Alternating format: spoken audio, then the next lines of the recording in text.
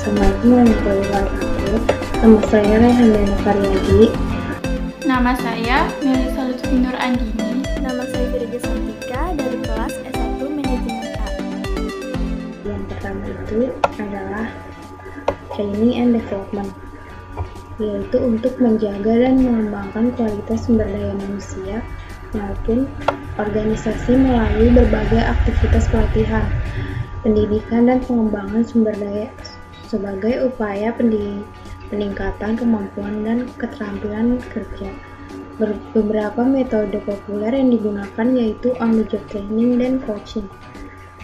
Aktivitas ini dapat dilakukan secara internal maupun eksternal. Perusahaan harus menjaga kesejahteraan pegawai sebagai salah satu cara menjaga aset perusahaan, yakni karyawan. Berikut beberapa fasilitas yang diberikan perusahaan untuk kesejahteraan karyawannya. Layanan medis, olahraga dan rekreasi, layanan pribadi, keamanan dan perlindungan, keselamatan dan kesehatan, kantin, kegiatan sosial, dan kegiatan keagamaan. Dengan banyaknya fasilitas yang diberikan kepada karyawan, karyawan akan menjadi lebih produktif dan lebih bermanfaat untuk perusahaan. Salah satu fungsi HRD adalah employment, di mana di sini HRD bertugas untuk melakukan persiapan dan seleksi tenaga kerja, mulai dari persiapan faktor internal sampai dengan eksternal.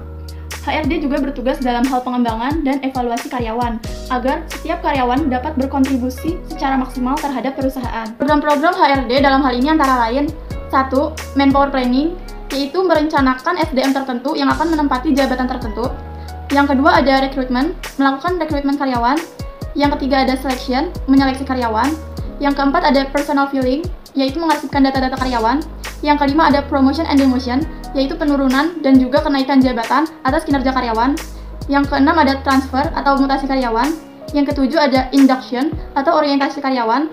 Dan yang kedelapan ada Termination, yaitu pemutusan hubungan kerja atau PHK. Fungsi HRD selanjutnya adalah Salary and Compensation Administration, di mana HRD bertanggung jawab terhadap administrasi gaji dan juga kompensasi, juga untuk mengembangkan struktur penggajian yang baik.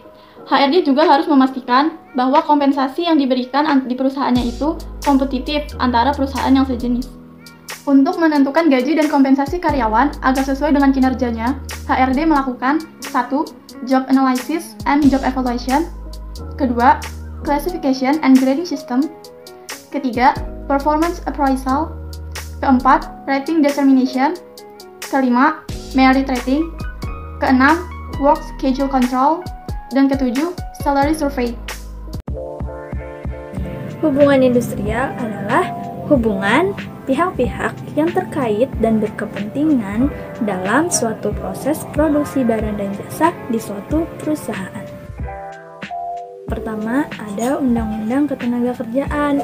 Pada dasarnya mencakup ketentuan sebelum bekerja, selama bekerja, dan sesudah bekerja.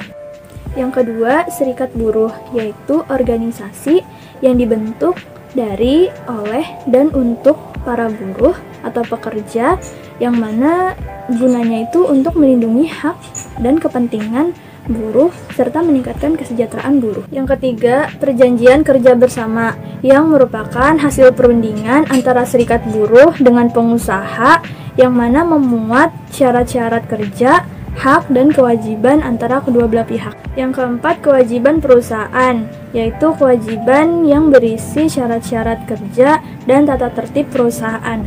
Yang kelima, aturan kerja dan regulasi, yang menjelaskan hal-hal yang wajib dan larangan dalam perusahaan. Yang terakhir, etika kerja dan disiplin karyawan. Etika kerja dibuat agar karyawan lebih disiplin dengan menaati etika yang berlaku sehingga dapat memperlancar kinerja di perusahaan.